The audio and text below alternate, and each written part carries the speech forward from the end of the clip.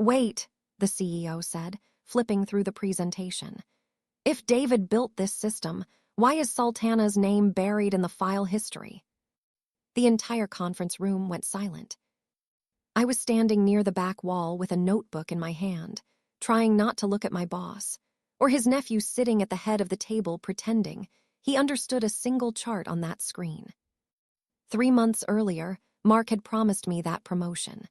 I trained the team, fixed every operational disaster, built the reporting system from scratch, and then he handed the title to David anyway. When I asked why, Mark leaned back in his chair and told me, "Be patient. Be grateful you even work here." But now, the CEO was staring directly at me instead of him. And the second David opened his mouth to answer, Mark suddenly cut in.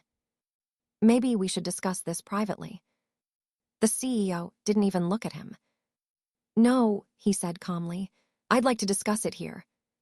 Before we continue, please hit the like button, subscribe to the channel, and turn on the notification bell for updates." David shifted in his chair so hard the wheels squeaked against the conference room floor. His tie was crooked now. I noticed that because I couldn't bring myself to look directly at his face. Mark finally laughed, but it sounded forced. "There's probably some confusion with the templates. Sultana supports the operations side, so naturally her name appears in older drafts." Older drafts? I almost said something right there. Because the file the CEO was holding wasn't an old draft. It was the final operational model. The one I stayed in the office until 2 in the morning building, while David went home early after complaining he was mentally exhausted from meetings. The CEO slowly closed the folder in front of him. Then he asked the question that made my stomach drop. "Sultana," he said, "how long have you been managing these reporting systems?" The room changed after that. Not loudly, nobody gasped, nobody interrupted. But suddenly, every person at that table became very interested in their laptop screen, their coffee cup, their notes, anything except looking at me or Mark. Because they already knew. Every late-night fix, every client escalation, every broken rollout that somehow got repaired before morning. They knew who handled it. Mark just made sure nobody said it out loud. I worked at Halcyon Logistics for 6 years. When I started, the operations department was barely functioning. Reports were constantly late. Clients complained weekly. Teams blamed each other for mistakes nobody could track. And for years, I cleaned it up quietly. Not because anyone asked me to. Because if I didn't, everything fell apart. Mark noticed that early. At first, he treated me like I mattered. He'd pull me into meetings with senior leadership, ask for my opinion, tell people, "Sultana's the reason this place stays afloat." Then his nephew got hired. David Reynolds, 27 years old, business degree, perfect haircut, 0 operational experience. And somehow, within 4 months, he was suddenly being introduced as future leadership. The CEO tapped the folder again. "Sultana," he repeated, "did you build this workflow system?" Before I could answer, Mark's voice cut across the table sharp enough to stop me cold. "Careful," he said, staring directly at me for the first time that morning. And that was the exact moment I realized he wasn't nervous about the CEO finding out the truth. He was nervous about how much proof the CEO already had. The next morning, David was sitting at my desk. Not his desk across the aisle. Not the manager's office Mark had cleared out for him after the promotion announcement. My desk. He was leaned back in my chair scrolling through my workflow folders like he'd owned them for years. "Oh, good," he said when he saw me walk in. "You're here early." It was 7:10 a.m. I was always there early. I set my bag down slowly. "Why are you in my files?" David smiled without even looking embarrassed. "Mark wants me fully up to speed on operations." He spun the monitor slightly toward himself. "You've got a really complicated system here." Complicated. That system had reduced shipping delays by 30% in less than 6 months. Before I could answer, Mark walked past the cubicles holding coffee and stopped beside us like this was completely normal. "Sultana," he said casually, "make sure David understands everything before next quarter's review." I stared at him. "Everything." Mark took a sip of coffee. "You're good at supporting people. That's valuable." Supporting people. 3 weeks earlier, he'd told me I was the obvious choice for operations manager. Now I was apparently support staff. David gave me a tight little smile, the kind people use when they know they've won something they didn't earn. And the worst part was, nobody around us said a word. Not Jenna from compliance, not Marcus from client accounts, nobody. Because everyone in that department knew Mark controlled promotions, schedules, bonuses, everything. By lunchtime, David had already forwarded me 4 different emails asking me to rewrite responses before he sent them to executives. At 2 o'clock, he called me into the manager's office to explain a reporting dashboard I had personally trained him on the week before. At 4:30, I caught him presenting one of my optimization ideas during a video call with regional leadership. Word for word. No credit, no acknowledgement. Just David speaking confidently, while Mark nodded beside him like a proud uncle. That night, after most of the office emptied out, I went back to grab my charger. David was still there. He didn't hear me walk in. On his screen was one of my process documents, but my name was gone from the header. I stopped cold. David clicked save. Then he smirked without turning around. "That's how leadership works," he said. I felt something shift in my stomach right then, not anger anymore. Something colder. Because suddenly, the promotion wasn't the only thing they had taken. And 10 minutes later, when the accidental email landed in my inbox, I realized it was much worse than I thought. Attached was my operational proposal. But under project lead, there was only one name. David Reynolds. Then another message popped up underneath from Mark. I reread the email 4 times before it actually sank in. Not favoritism. Not office politics. The 2 of them were stealing my work on purpose. The office was almost empty by then. Just the low hum of fluorescent lights and the cleaning crew vacuuming somewhere down the hallway. I sat frozen at my desk staring at the screen while my heartbeat thudded in my ears. Make sure Sultana stays quiet until after the CEO review. Not keep her informed. Not help her transition. Quiet. Like I was the problem. The next few weeks got worse fast. David started acting like he'd built the entire operations department himself. Every Monday meeting became another performance. He'd stand at the front of the conference room, clicking through slides I created, while Mark watched proudly from the side. And every time executives praised him, David would glance at me for half a second. Just enough to make sure I heard it. "Sultana," he'd say during meetings, "can you pull up the numbers for my retention strategy?" My retention strategy. Coworkers noticed it too, but nobody challenged him publicly. A few people quietly apologized to me in private. Jenna from compliance stopped by my desk one afternoon and whispered, "This is messed up." Then she looked over her shoulder before walking away. That was the atmosphere Mark created. Everybody knew what was happening. Nobody wanted to become the next target. Then the client disaster happened. A major retail account launched a new distribution schedule David insisted on approving himself. Within hours, orders started duplicating across regions. Deliveries disappeared from tracking. Customer complaints exploded. David panicked. I knew because Mark called me at 9:40 that night sounding completely different than he did during office hours. "Sultana," he said tightly, "I need you to come in." No attitude, no fake patient speech, just panic. When I got there, David was packing inside the operations room, while 3 supervisors tried to stop the system from crashing completely. "What happened?" I asked. David answered too quickly. "The automation failed." I looked at the screen once and knew he was lying. He'd manually, overridden routing protections he didn't understand. And now the entire rollout was collapsing.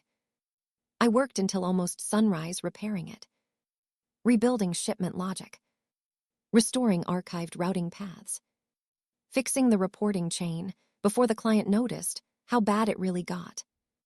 At around 3:00 a.m., while pulling recovery logs from the server, I found something buried in the export history. David had been generating executive reports directly from my private workflow files. Every chart, every metric, every innovation he presented upstairs came straight from systems I built myself. Then 3 days later, Mark gathered the department together with a smile that looked painfully forced. "The CEO," he announced, "will be joining us in person for next week's operational review." Nobody reacted, but I saw David's face lose color instantly. And later that afternoon, as I passed Mark's office, I heard him lower his voice and tell David, "If he asks technical questions, keep the answers short." By the morning of the CEO review, the entire office felt tense. Not busy tense, quiet tense. The kind where people avoid jokes, speak softer than usual, and keep checking their email like they're waiting for bad news. I arrived early and found David already inside the conference room, rehearsing the presentation under his breath. He kept clicking rapidly through slides, like memorizing the order would somehow make him understand what was actually on them. Mark stood beside him, adjusting details on the projector.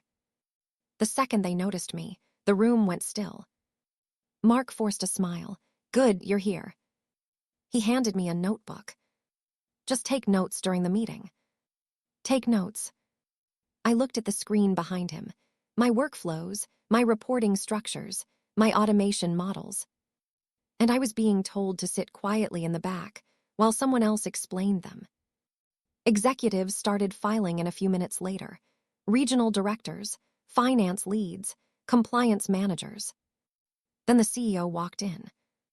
No dramatic entrance, no speech. He just sat down, opened the presentation packet, and started reading immediately. David began talking fast the second the meeting started. "Our department has achieved major efficiency improvements over the last quarter." The CEO interrupted without looking up. "How did you reduce processing delays in the Midwest region?" David blinked. Mainly through restructuring." "What restructuring?" David glanced at Mark. Mark leaned forward smoothly. "We optimized operational communication between fulfillment teams." The CEO nodded once but kept reading. Then another question. "How does the escalation filter prioritize duplicate shipment conflicts?" David froze for half a second too long. I felt it immediately. So did everyone else in that room. Because if you built the system, that answer was easy. David cleared his throat. "It's automated." The CEO finally looked up. "Yes," he said calmly. "I know it's automated. I'm asking how." Nobody moved. Mark jumped in again. "The technical team handles implementation details." Technical team.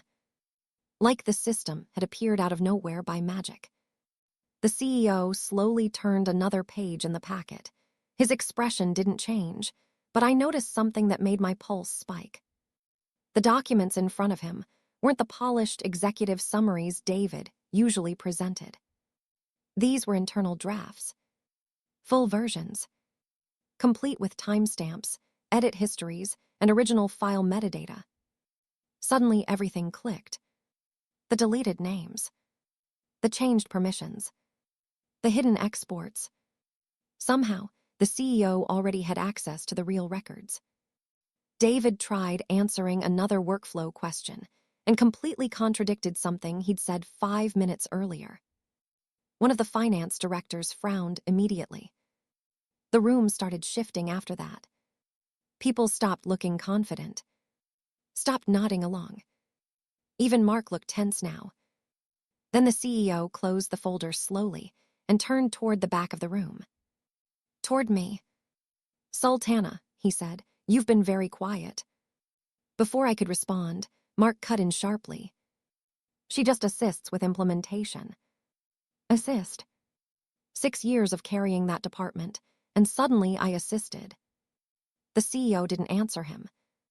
Instead, he slid one printed document across the table, straight toward David. At the bottom of the page, highlighted in yellow, were 4 words. Original author, Sultana Rahman. Then the CEO looked directly at Mark and asked, "So why is someone else presenting her work as their own?" Nobody answered. David stared at the highlighted document like he'd never seen my name before in his life. Mark opened his mouth once, closed it again, then forced out a laugh that sounded completely hollow. "This is being taken out of context," he said. "The department collaborates on every..." The CEO raised a hand. "Stop." The room went dead silent again. Then he opened another folder. And another. Printed audit logs slid across the conference table one after another. Workflow ownership records, archived drafts, email timestamps, system backups from IT compliance.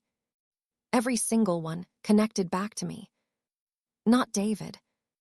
Me. This reporting structure was created under Sultana's credentials, the CEO said evenly. These automation protocols originated from her workstation, and according to version history, she continued updating them after David was promoted. Nobody even pretended to look surprised anymore. Mark's face had gone pale. David finally spoke, but his voice cracked halfway through the sentence. "Mark told me I'd eventually be handling the department anyway, so..." "So you took credit for work you didn't do?" the CEO asked. David looked down immediately. That was the moment the whole thing collapsed. Not dramatically, not with yelling. Just the slow, awful silence of everybody realizing the truth had finally become impossible to hide. The CEO turned toward me again. "Sultana," he said, "is there anything you'd like to add?" For a second, I honestly didn't trust myself to speak. Because for 3 straight months, I'd sat there swallowing every insult, every fake smile, every meeting where people congratulated David for work I stayed up nights building. I looked at Mark first, then David. And finally I said, "I trained him." My voice sounded calmer than I felt. "I built the reporting system. I created the escalation workflows. I handled the client recovery after the rollout failure last month." I paused. "And every time something broke, Mark told me to fix it quietly." Nobody interrupted me this time. Not even Mark. Jenna from compliance spoke up first from halfway down the table. "She's telling the truth." Then Marcus nodded too. "Sultana's been running operations for years." One by one, people started confirming it. Small comments at first. Then specifics. Who fixed overnight failures? Who handled executive emergencies? Who everyone actually went to when the department fell apart? The entire illusion unraveled in less than 10 minutes. The CEO closed the final folder and looked directly at Mark. "You reassigned ownership of employee work to your nephew," he said, and then allowed him to present it to senior leadership as his own. Mark tried one last defense. "I was mentoring future leadership." "No," the CEO replied. "You were protecting family." By the end of the meeting, David was removed from all management responsibilities effective immediately. Mark was placed under formal investigation before lunch. And once HR started digging, more problems surfaced fast.